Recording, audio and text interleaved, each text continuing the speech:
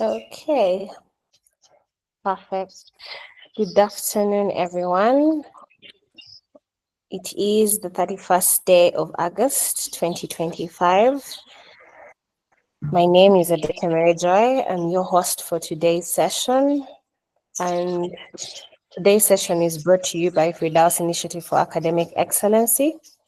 It is a monthly program that we have every end of the month on the Sunday, whereby we look at various issues that affect Africa. But today's issue that we're going to be tackling is in relation to taxes, the law, and we're having a study, especially looking at specifically Uganda.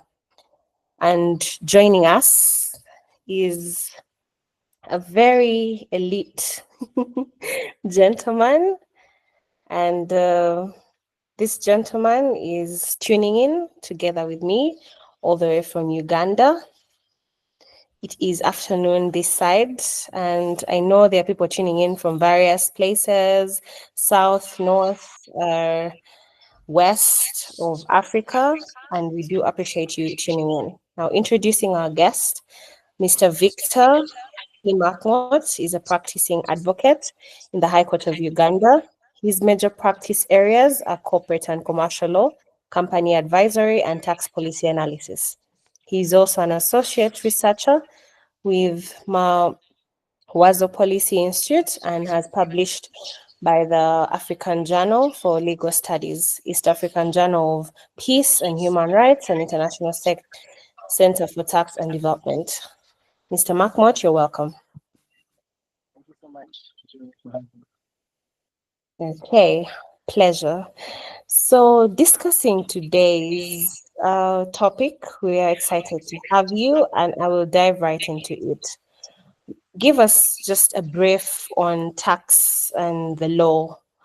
What would you like define it or categorize it as? Well, thank you.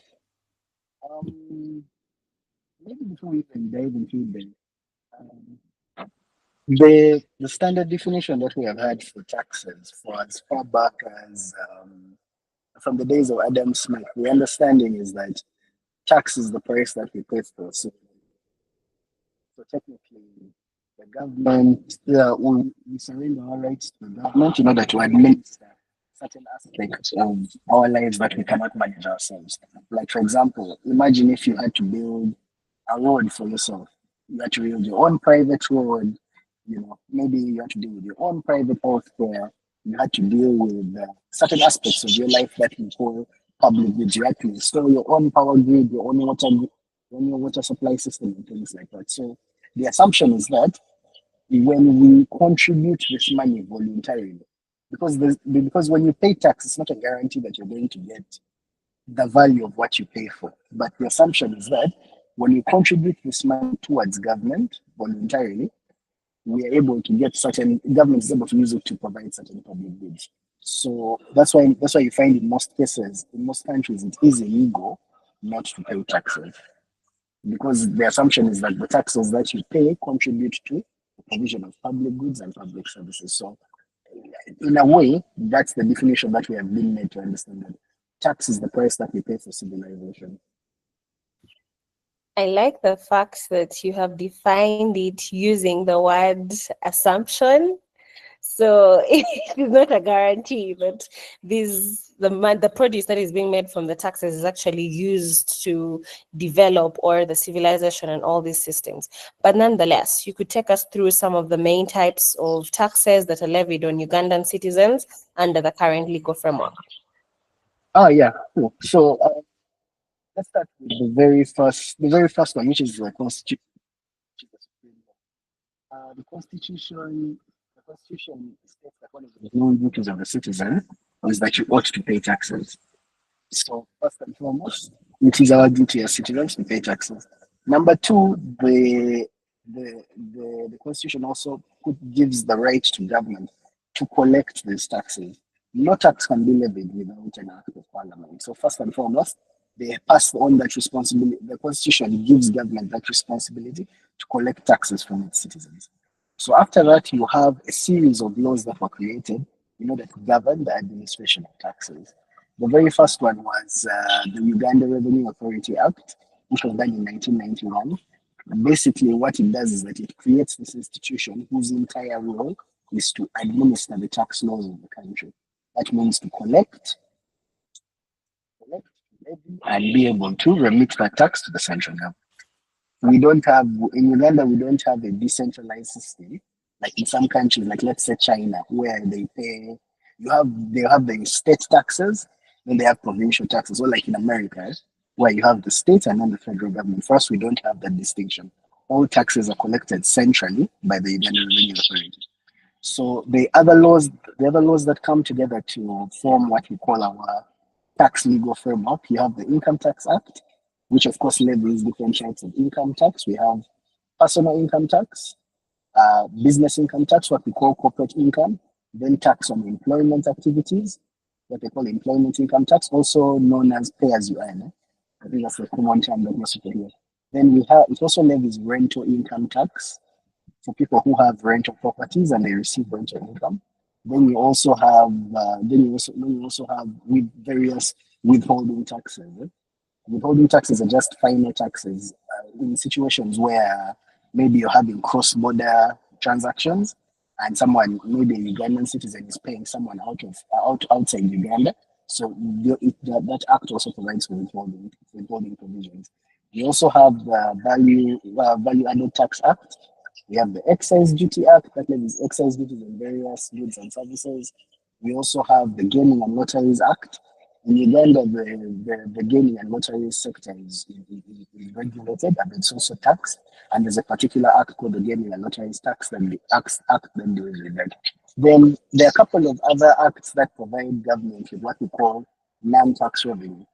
Now these ones are like traffic fines. We have the Traffic and Safety and Road Safety Act that levies. For example, if you're caught driving without a driving permit or you're caught over speeding, there are prescribed penalties that you're supposed to. But that one is not really considered tax. It's more like a fine or a fee, but those are non-tax revenues. So there's a collection of acts. Then there are a couple of others that deal with things that we pay, like so if you're getting a passport, like the immigration, the Immigration Act, or or like the Kampala Capital City Authority Act, which is for trade licenses and other things like that. Yeah, so those are the main body of laws. There are a couple of them, but one thing that you have to understand is that for you for a tax to be legal, it has to be levied by an act of parliament. They cannot just wake up and demand you to pay something without it being put in the law. Actually, if they ask you, usually for some people, when they're told that they're supposed to pay a certain amount of tax, the very first question their tax accountants will ask the revenue authorities, under what law? Show me the law. That law is this. If the tax authority is unable to show the law under which the tax is levied, under many circumstances, that is not legal.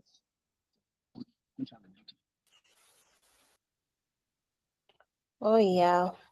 Indeed, you have given us a brief but expounded, definition of all these major types of taxes that are levied on Ugandan citizens at the moment. But then that could raise a question. I mean, we are centered around high taxation policies. How have these high taxation policies affected the cost of living for ordinary Ugandan citizens? Well, tax and tax policy, in as much as we want to frame it as a legal issue, it's also a socio-economic issue. It's not. Think about it this way. Currently, most of us we pay about 10 to 30% in pay as you earn tax per month. Imagine if they increased your pay as you earn tax to 50%. What does that do? Aye, aye. Well, you see what is the impact of that? The real impact of increasing your pay as you earn tax to 50%, it means you have 20% less money in your pocket than you did yesterday. That's the True. And what does that mean? There are some people I think in economics they call it price elasticity. They are so sensitive to changes in price that the moment either the price of a good goes higher or their level of income drops, they'll just stop consuming basic goods like bread, like shoe. things like that. That can be the impact of tax policy. In Uganda, one of the most famous cases that we had that showed us what the impact of tax policy. Does anyone remember the period when they levied OTT, over the top tax, on internet? Yeah, Yeah, yeah, you were supposed to pay. Now, for people who are not familiar, you were supposed to pay a tax of 200 shillings per day if you wanted to access the internet over your phone. They called it over the top tax, in short OTT. Now, OTT had three main things that it did. One, it created it created a high amount of tax evasion amongst people.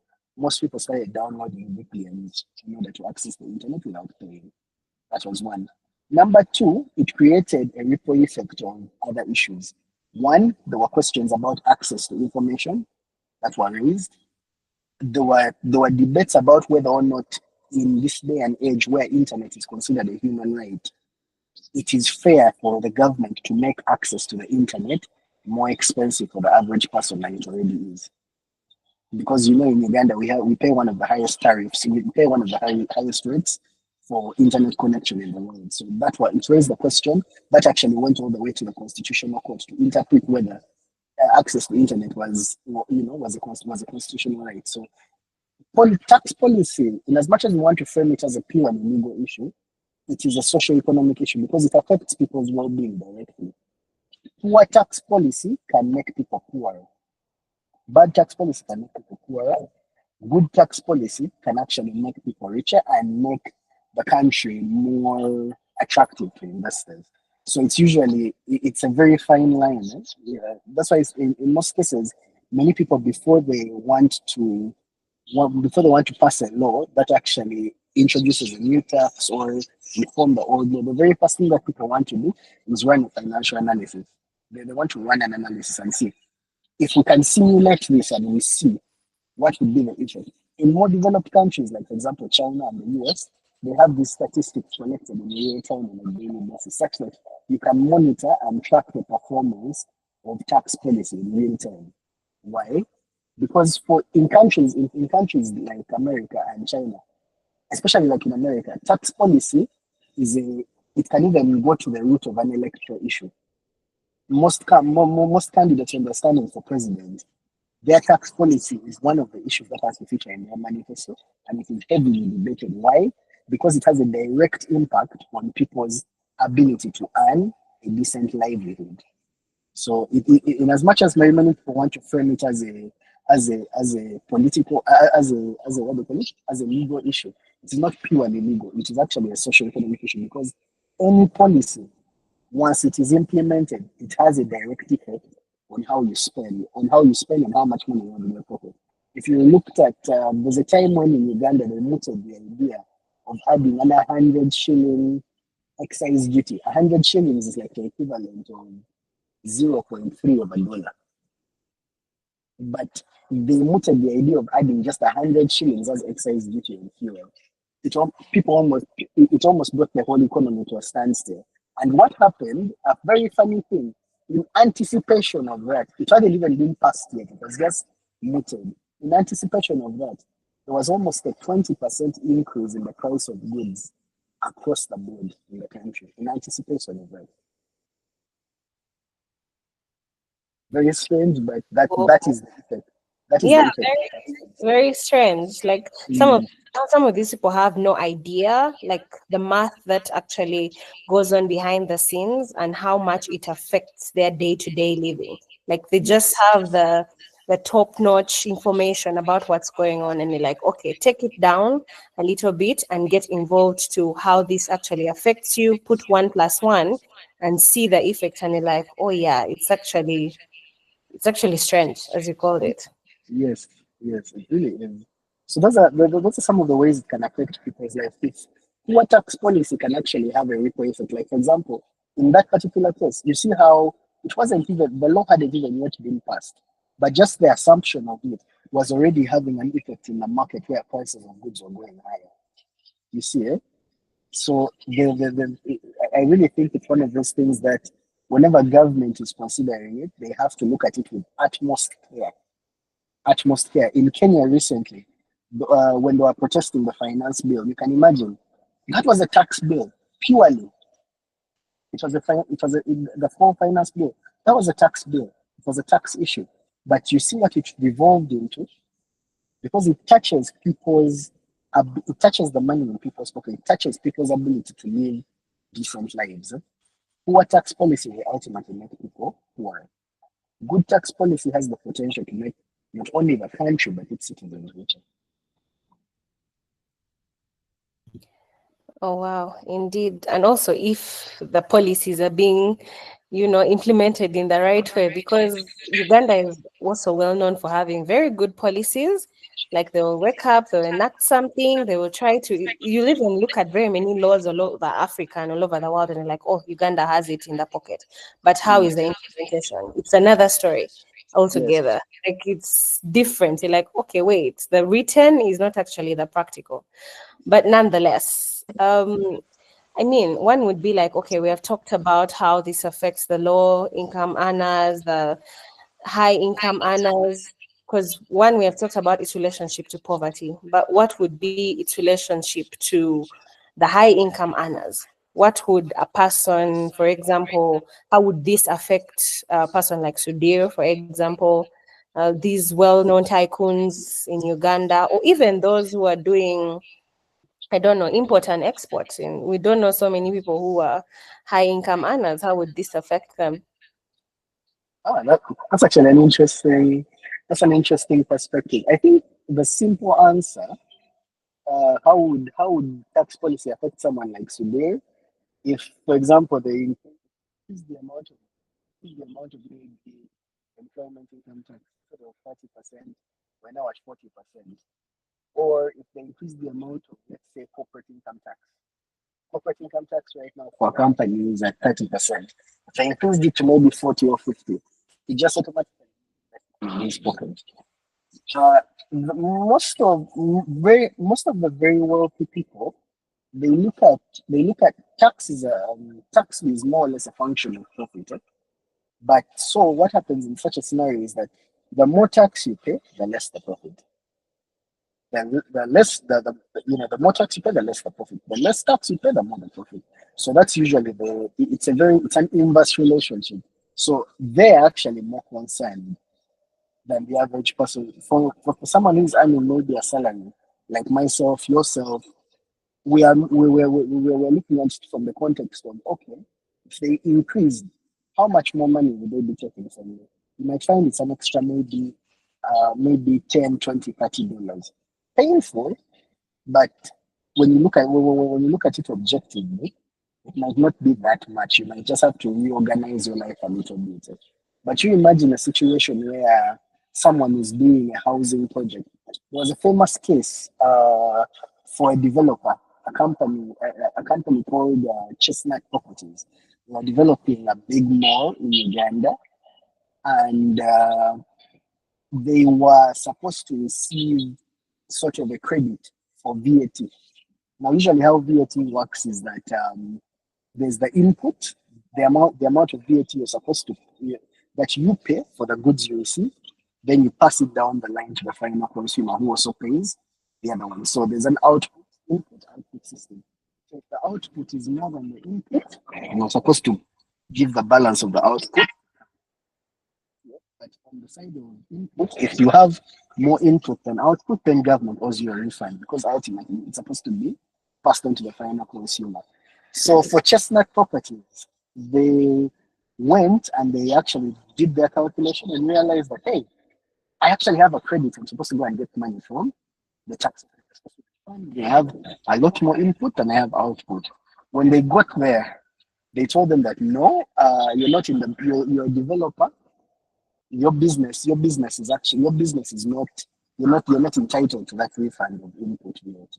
And it actually went all the way to court, because the input that they were questioning was a couple of billion of shillings, almost a few couple of $1 million. So at their level, I'm not saying that taxes affect them more than they affect us, but they watch it a lot more closely because 1% or a 2% increase, or even a 5%, 10% increase in a billion shilling project translates into a lot of money loss. So they are actually more, they pay more attention to it, but they're also more willing to fight to ensure that the tax remains equitable. And also partly because they have the capacity, they have the funds to hire the right people. So it affects them just as bad as it would affect us. Just that just the impact is the same. I think it's just the scale of the impact that's different. Eh? Oh, okay. Yeah, I remember that decision. I think I read it. I think it came out 2021 or something of the Yes, sort. yes, Yes, yes. yes, 2021. It was a good one to, set a few things straight. But nonetheless, uh, I mean, high-end people are affected as much, but I don't think they verbally complain or come out to like talk about it. Maybe they tweet about it from time to time on X, but the ones who are really like try to bring out their voices are the entrepreneurs, the small business owners, those Yes, in the yes. informal sector of growth. Now, Yes. how would you say that high taxes have actually imposed on them or influenced their business? Because currently we're seeing, not just long ago, I think it was last week or the week before, Mm, and businesses downtown were saying, no, we are closing, these taxes are too heavy. And it's not the first time that this has happened. It has been happening over time. And the question will still go back to what exactly is going on. Two, you'd be like, is that really a solution? Because closing up the businesses generally affects everyone, because yes. business is a chain. Money is moving from one place to another, one place to another, consumer to product giver to service provider, all those things. So what would you have to say about this? Well, first and foremost, I think most countries need to be very cognizant of the unique needs of small and medium businesses. Eh? Because one, you're not going to build you're not going to build a decent economy without a middle class. That is one. Eh? And number two, you're not going to build you're actually not going to have a lot of money collected if people do not have capacity to consume. So small and medium enterprises, they are really the backbone of money economies. Why? Because that is where true consumption takes place. Any increase in any increase in net worth at that level is put directly into consumption.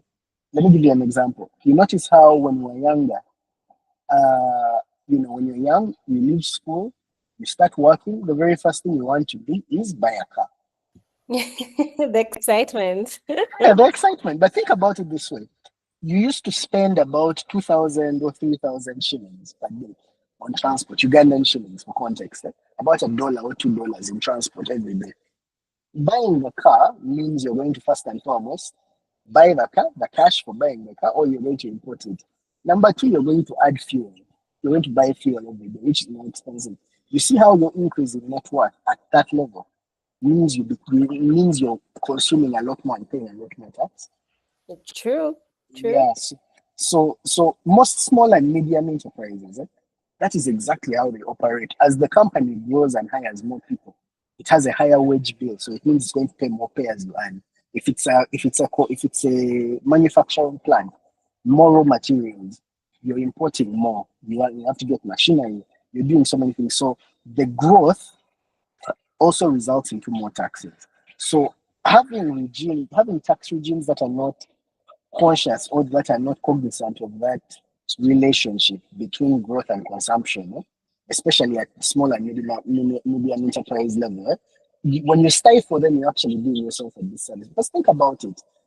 If a company is a multi-billion dollar, plant, let's say like roofing steel mills, how much more are they going to consume?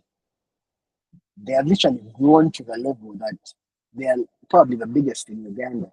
They are not growing. If they are growing, it's maybe by 1% per year or something like that. You're not having those exponential leaps in growth. Eh? So if their consumption more or less remains the same, regardless of how much profit. If anything, they're actually trying to reduce costs. But but for a small and medium entrepreneur who is still in the growth phase, they're actually putting in as much as possible, meaning they're consuming, they're consuming and they're consuming a lot more, and their growth is exponential, which means their potential to pay more taxes is higher. So they should, in as much as yeah, we focus on our large already, there's a focus on the large already established taxpayers. We shouldn't forget that the growth in the small and medium enterprise sector will also culminate into more taxes. So there should be an eye on them and with policies that are important there. Recently, I think in the last financial year, Uganda Revenue Authority recommended an amendment that was taken up by Ministry of Finance that companies with a startup capital of less than 500 million should be given a 3-year tax holiday, which is just recognizing that look, these guys, they actually need to be supported to grow such that they can start contributing well. And very many countries do it. I think in Kenya there's a startup act that is particularly dealing with issues to do with startups regarding how they are taxed, even when their funding comes in and things like that. It's cognizant of the fact that that's how growth is supposed to happen, and that's ultimately how you increase that's how you increase tax revenue. GDP has to grow. People have to produce more. You have to give them an enabling environment. That's the other role that tax policy has to play. It has to create that enabling environment because that's what government is meant to do. Now, on the issue of traders, it's a it's a bit of a love and hate relationship because they're some of the best taxpayers in our country, to be honest. And for us, the in Uganda, the trader, that's the middle class when you think about it, because they're the ones who are really trying to create value. They are getting good, fast moving consumer goods, bringing them from abroad, bringing them to Uganda, and then ensuring that people have access to them.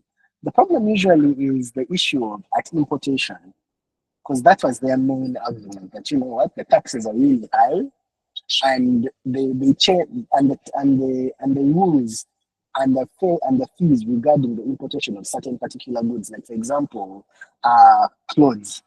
If people are importing second-hand clothes and things like that, things that actually meet a need, those rates keep changing. So that's sometimes why the reaction is, look, let us first shut down such that you people can take us seriously because we talk about these things, but you never really listen. So usually when they shut down their business, it's such that, hey, it's their way of saying, hey, you need to take us seriously. You need to sit down and discuss this. It's becoming a serious issue. And I think that's part of what happened.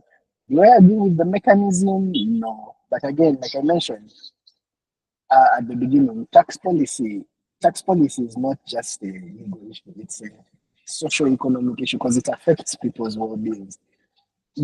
When you increase the import duty on a bale of clothes for someone whose business is importing and selling clothes, you might have the impact of pushing him out of that business. Literally, that's what it can be. So for them, they don't react that way because they are mean, or it's just maybe some people might think they're being dramatic. No, I think it's usually an issue of livelihood. What would you do if your livelihood was affected? If your livelihood was threatened, what would you do? Eh? Yeah, right. Because Yeah. that is directly like each and everyone is livelihood is based on a personal basis. And given the Yes. fact that in Africa we are very, I would call it communal, one person is carrying a whole family and not just the nuclear, extensive. Exactly. Exactly. So it's not just one person being affected, it's a livelihood of over 5 to 7 people affected by that one. Exactly.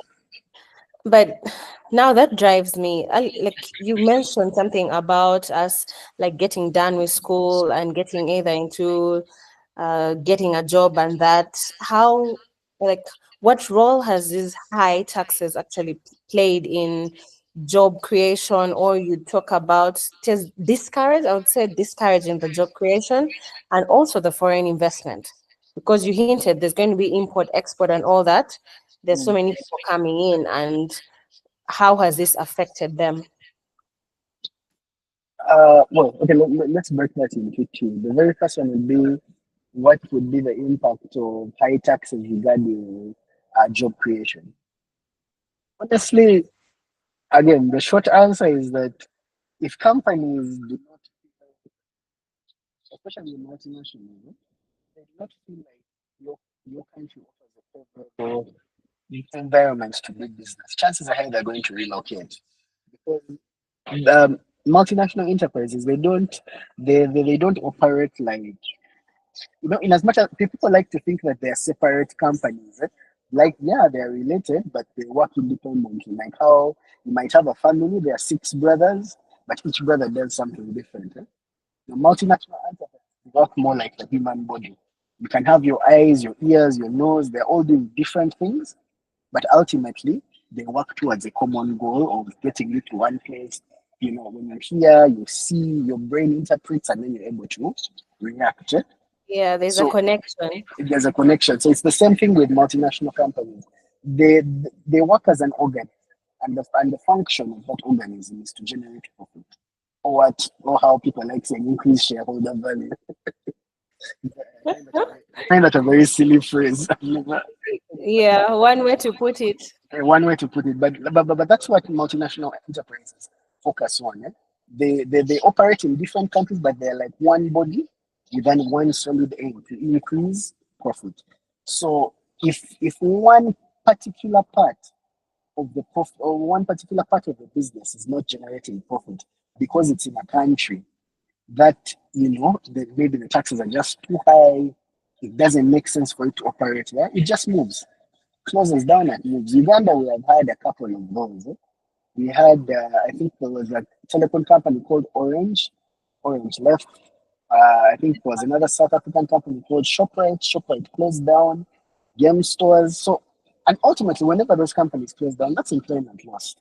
But on the other hand, when you have like, when you have a legal system that allows for maybe some tax credits, some exemptions, or maybe some tax incentives, you find that there are certain industries that will grow and actually provide employment. So I think it's a catch-22. One, how to make yourself attractive such that foreign direct investment finds its way into your country. How to do that, maybe. The problem with incentives is that they are open to abuse. And in some cases, they don't even guarantee business success. You see that? So I think it's a catch-22 in that situation. But of course, if the tax environment is just not favorable at all, you find a situation where people will definitely move production elsewhere. A good example is what happened in the US, I think in the mid 2000s around the tech boom. A lot of the hardware aspects of the tech business was moved overseas to China because the cost of production, including taxes, are just too expensive in America. So it can have that effect, and ultimately, you see what happens. Recently, it's one of the things that Donald Trump was having an issue with, saying, "Look, why is production abroad more popular than back at home in America?" And part of the reason why these trade tariffs are being imposed is that they want to stimulate local production in America. If they are stimulating local production, it means that there are local jobs being created. People can work in the factory and stuff like that. And so it goes back to what I said. Tax policy for the more developed countries, it is actually it actually becomes one of those issues of public policy because it has ripple effects. Like what, well, for example, what he's trying to do is that, what Trump is trying to do is that if you have an increase, if it's more favorable for companies to produce at home, it means they're going to locate their production facilities at home in America. If they are locating their production facilities at home in America, it means more jobs are created. It means Americans are earning money, but it also means that Americans are paying more income tax, personal income tax. So, mama, it's a more of a circular motion. But Yeah. yeah, so tax has that thing. But how to make the real question is how to make your country attractive for indirect investment without again opening up yourself for exploitation. Because there are some companies that will now strong arm you and tell me, if you don't give me some favorable tax rate, I'm definitely going to take my business elsewhere. Well, of course, they have to have gain, and it has to be, a good sum of gain. It's not they're not going to invest and then not have a take back that is reasonable. Definitely. Exactly. Exactly. Exactly. Oh, wow. So that now takes me to wonder. Now, I want to know about the authority. Like, how effective is maybe the Uganda Revenue Authority, since it's the one like headlining the whole tax issue and so forth? How effective is it in balancing this revenue collection within the taxpayer protection? Taxpayer protection. Actually, one of the main things that one of the main things that the Uganda tax administration focuses on, they have really been trying to do a lot of tax education and sort of show the general public that look, UIA is not this person with a big stick coming to beat you on the head and demand money from you. And it's the mindset. It's the mindset very many people have about this company. They assume that any government authority or anything like that is looking to arm twist you and squeeze money out of you. No, the assumption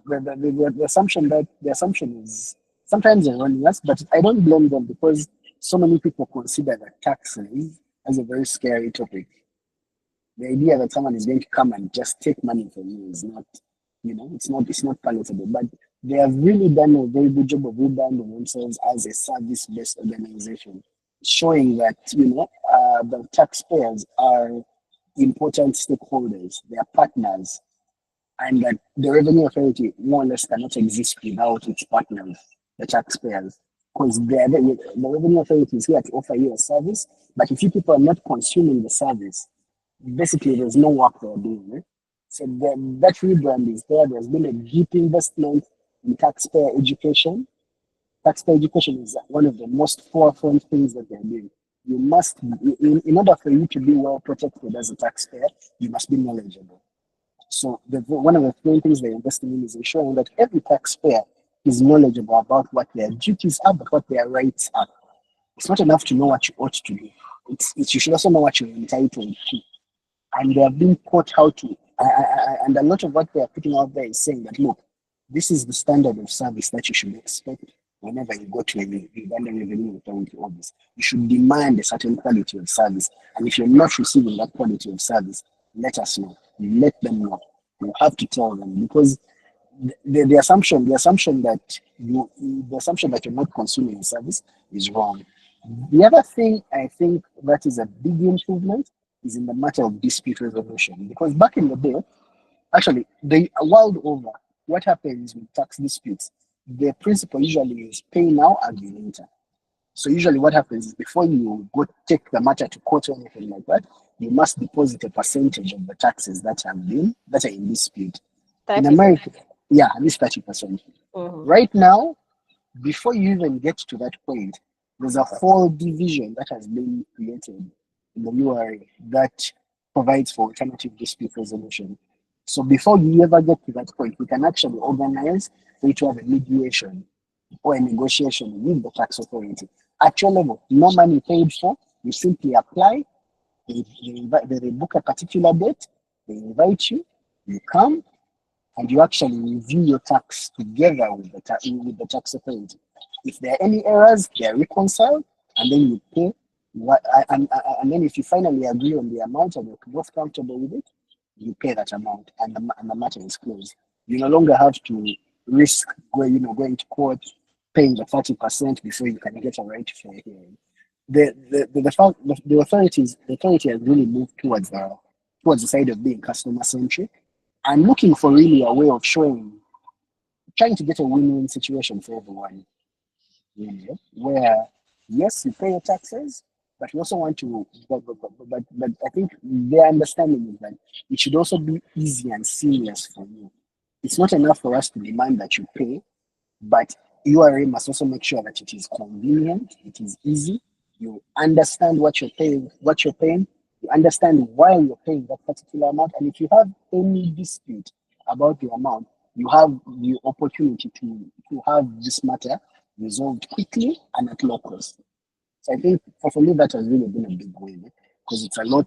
The regular person who has an issue with their tax compliance can easily just walk into any office and request and say, look, I want to go over my ledger. And if I'm not comfortable with what you have told, and you actually have that opportunity to go through them, and if there's a correction that needs to be done, the correction is done. So I think for me that is more. I like that it's more customer centric. It's really looking at taxpayers not as people who are supposed to be. You must pay. More of, we are offering you a service. You are a client. You're a stakeholder. We are concerned about how you feel about things. Which I think is a step in the right direction.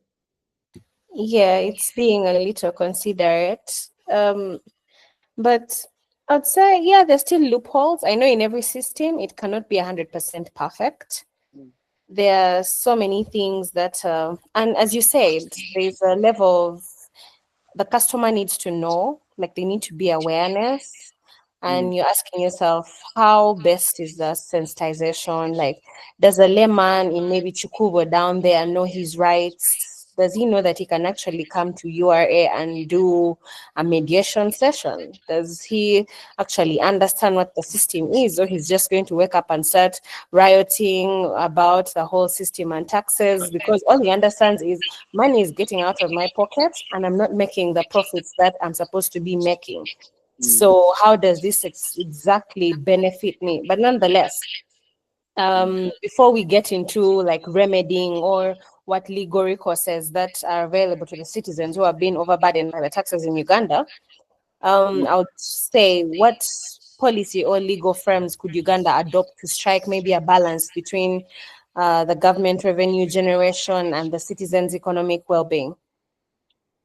I think one of the very first ones that would have to be considered is that there has to be an independent body that sort of the taxpayers can go to outside the Uganda Revenue Authority and outside the tax appeals tribunal, or something like what they call a tax ombudsman. Now, ombudsman role, if you look at you're familiar with the Inspector General of Government. Yeah, Yeah, IGG. yeah, the IGG. Now, for them, they refer to as the ombudsman of government. So basically, they're supposed to supervise, and people who have complaints with certain aspects of government service can go there and have that matter dealt with. It's an independent unit that is supposed to handle that.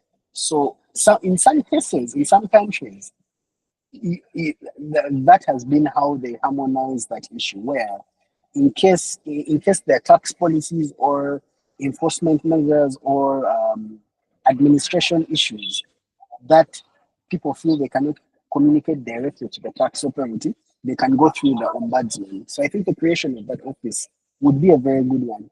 The other one I think is just better, better information, having better quality information and better analysis in tax policy. Because like I mentioned, countries like China, they do real time analysis. And I think the real time analysis has an impact in that you're able to know people's pain points in advance before they reach that point where people are willing to close shop and strike and all of that. So just having quality information, the right kind of information at the right time. For me, I think that those could be angles that could be considered. Another policy aspect could be trying to consider that, trying to consider, like I said, tax policy from a socio-economic lens, looking at it from the point of view that this is a human issue. Tax is about people. You're dealing with human beings. You're dealing with people. The fact an increase in the amount of tax can result into more or less money into people's pockets. So remembering that ultimately you're not doing this policy in a vacuum, but ensuring that in every policy aspect, there's a human aspect added to it. To remember that you're affecting people's day-to-day lives, and that ultimately tax law is meant to serve people. It's meant to serve people. Taxes are meant to serve people. So even the policies surrounding taxes should be geared towards serving people. Yeah, I think that one is. Those would be the key considerations that I think are necessary. Yeah, but honestly, I have to tell you that people do not seem served. Because trust me, if they were served, we wouldn't be having scenarios. They'd be like, yeah, I understand lots of money is getting out, but I see the work. It's just like a parent who is paying tuition. I would like to use maybe this example, who's paying tuition for their child. Like, it's a lot of money. Like, education is expensive, but you're going to be like, yeah, it's worth it because in the end, I'm getting in something that is, I mean, in developed countries, at least we see it, like you physically see, or You indirectly, directly see where these taxes are going. They have good roads, they have, the systems are working. There's load shed is like a myth to them. If load shed happens, you're like, okay, is there a terrorist attack, or is there, you get what I mean? I In get what you Uganda, mean. Yes. it's a different story. Like load shed can go for over 36 hours and it's a normal thing. Yet a 1 minute blackout in the US, it's investigated. There's a court case. Someone was on either ICU something. They couldn't make it. Here, they won't even announce the situations that have happened behind the scenes. Like something is going to happen in a hospital because a generator couldn't be put on. They don't have a backup system. Maybe someone in operation room lost their lives, and it's just going to be like, oh, sorry, we couldn't tend to your family member, something happened. It was just electricity. Yet we have like two power plants that are very can support the whole country and are even powering our neighbors. So our roads are terrible. Like I think it's only either the express and bits of Muyenga that have a little bit of proper roads. Everywhere you're going to go, there's either a pothole or it's under construction. It's under, and given the fact that we're now going into the election period, I don't know if it's the members of parliament who are trying to create a good rapport with its, With voters. yeah. So they're trying to, so they rip the roads open, and there are even instances where you find the road is not that bad, like it can be maintained for a certain duration, and then they're going to rip it open and want to start afresh. And you're like, okay, does this make sense? Yet there are roads that actually need like attention, or they're still going to do it this week, and after 3 weeks it's a mess. And you're like, how did this happen? I thought this was just worked on. But nonetheless, that's me just ranting on behalf of the Ugandan. No, I totally understand it. It's, you know, there's sometimes we have that disconnect sometimes between, like you mentioned it earlier, we have that disconnect sometimes between policy and implementation, right? Absolutely. You might have the most beautiful policy on paper, but there has to be real political will to get that policy translated into. Sometimes we fall short on that. I honestly, the same pain points you're talking about, they're the same pain points everyone feels. Bad roads, power blackouts. There are certain things, surely, as someone who is religiously paying their taxes, you ought to expect them. And I believe it's only fair. It's only Yeah. fair. But if I'm to step to the other side and do devil's advocate a little bit, yeah, yeah, truthfully, some, most of the countries where we are suffering these issues is partly we also have low tax revenue, so government is sometimes a bit stretched, like what to prioritize, what not to prioritize, and I know that argument might not really sound good, especially in countries where corruption is an issue and stuff like that. But you see, if the funds, if the money being collected as tax revenue is not enough, then again, government should be focusing more on allocating its resources to the place where it can get the best return, one thing at a time. I think sometimes what we suffer from is that we're trying to do so many things at the same time, and we are not actually getting the best out of it. So our little resources are so outstretched. It's like, if I'm to give an example, it's like, how when you're in school, and you have just a little pocket money left. So the question now becomes, do I spread out my pocket money and maybe eat a little, eat maybe a snack for breakfast, eat something for lunch, or eat something for dinner and spread it out and survive? Or do I save my money and wait for dinner and eat a proper dinner? Or eat a proper breakfast? Yeah, it's sometimes one or the other. And I think it's something that a case of priorities in some cases. There are certain priority sectors that we should focus on. That's what I think. I think things like education, things like healthcare, things like the road network, those should be key areas. Regardless of how much tax is collected, majority of the money, the bulk of the money should be allocated towards those consistently, like for a period of about at least 5 years, 5 to 10 years, Hmm. consistently allocate the bulk of the money towards that. Make sure those sectors, by the time you're now starting to allocate money to other sectors, those three sectors have grown and they're now self-sustaining. Then you can now try and focus on others. But if you're trying to build, you're trying to do too many things, right? In case of misplaced priorities, ultimately you won't achieve anything. You just have average performance across the board, right? It's Not yeah, really. no, it's not even average. It doesn't meet the standards of average. But Yes. nonetheless, we're coming to the end of our session. So just in a minute, just maybe give some remedies or legal recourses that are available to our citizens who feel overburdened. And then we can look at maybe one or two questions from the audience because I'm seeing questions coming in from our viewers, and everyone is like, ah, Victor this, Victor that. But Mm. yeah, just give us a few remedies and then we'll look at a few questions and close the session.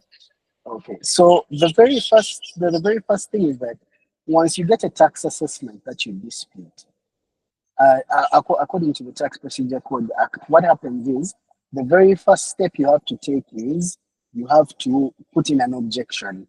This one is handled at the level of the Uganda Revenue Authority administratively.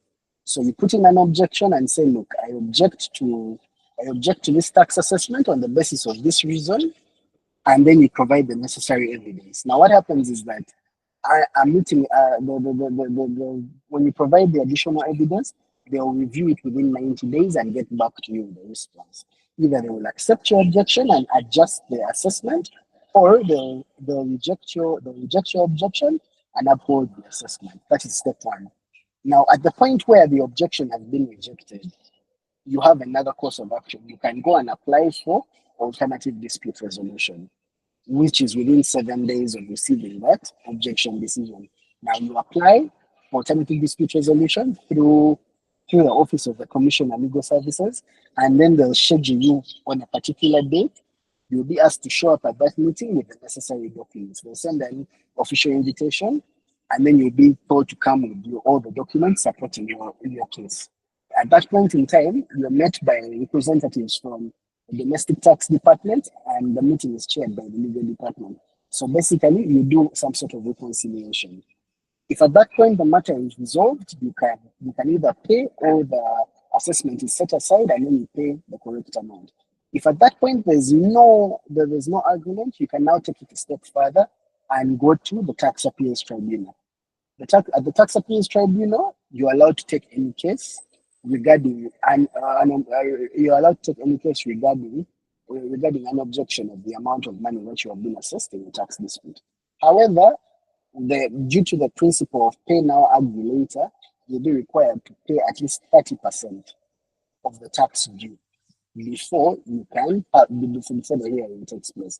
So basically, you deposit 30% with URA, and then you go and argue the matter. Then at the end of the matter, if at all you win, they can refund the money, or if it's found that you are not, if it's found that you're actually supposed to pay the correct that amount and URA had accessed it correctly, then you pay the balance. If you still lose the matter at the point of the tax appeals tribunal, you're allowed to appeal up to the High Court. The High Court has the mandate to listen to appeals from the tax appeals tribunal. At that, the next appeal that you have is the Court of Appeal, which is the final appeal. So that's usually the whole process. It starts administrative in-house. At the point of objections, you go to ADR, go to tax appeals tribunal.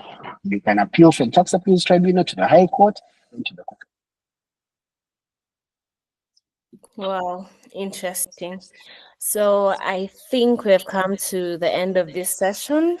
Everyone has, you know, had a taste of this beautiful conversation.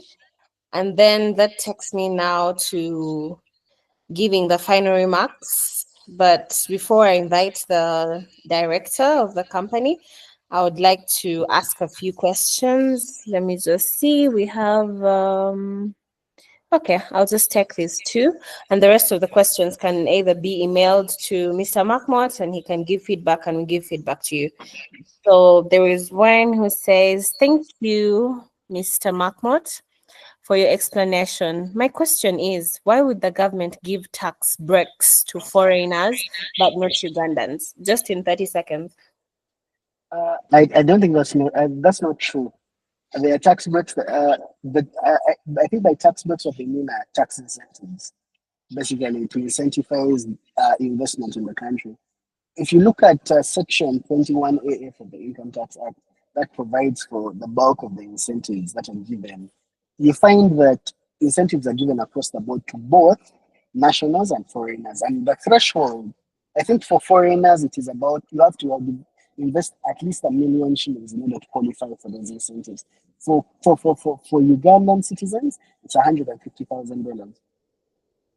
So there are for me usually the issue is that maybe people are not informed or they haven't taken time to actually interface with Uganda Revenue Authority and Uganda Investment Authority because they are the ones who take the lead in informing people and putting this information out there. So that one, no government does not favor foreign over local. Actually, in most cases, they favor local over foreign. If there's a local person who can do something, they are much more willing to provide that incentive to a local person as opposed to a foreigner.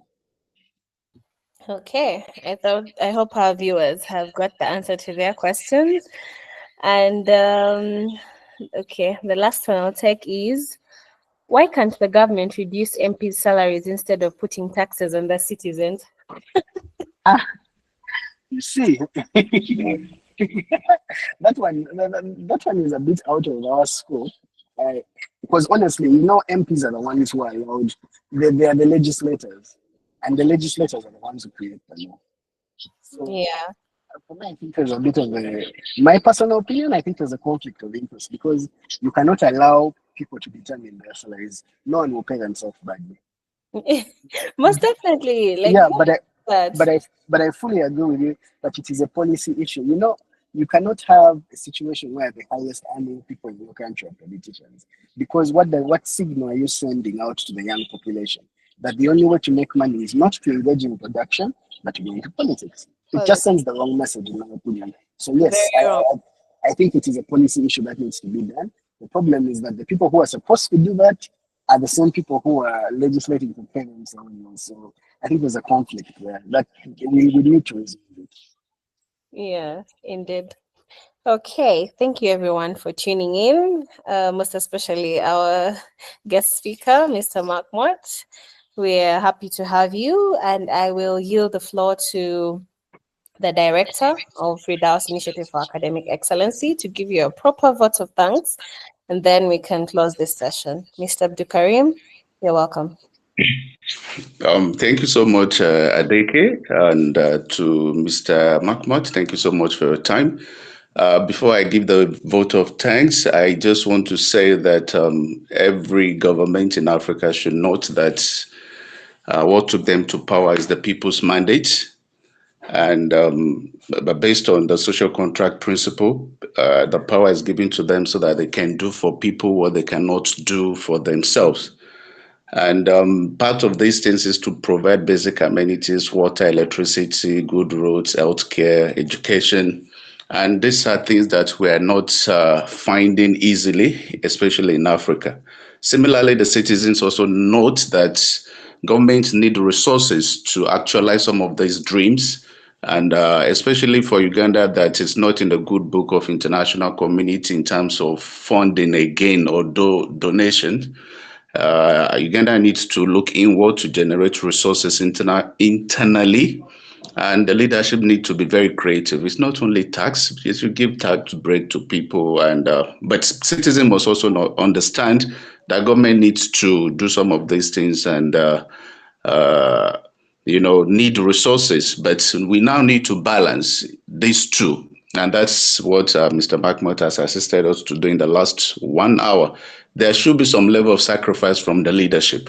And most of these contracts, they should bring in, the citizens, let the citizens be part of this policy.